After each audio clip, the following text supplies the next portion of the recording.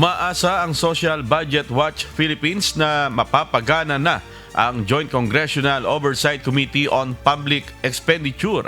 Ito ay upang mabantayan ang implementasyon, partikular na ang paggastos ng national budget kasunod ng pagsasabatas ng 2026 General Appropriations Act o GAA. Ayon kay Alce Kitalig, Senior Budget Specialist ng naturang Budget Watchdog, hiling nila na imbitahan din sila sa mga pagpupulong na isasagawa ng komite.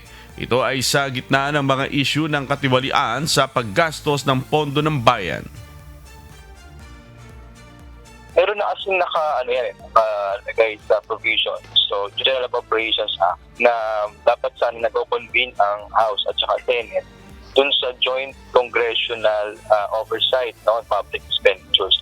So, to lang, yan, every year meron na yan. Matagal na meron ganyan. Pero hindi na kasi nila gino-convene o ina-activate.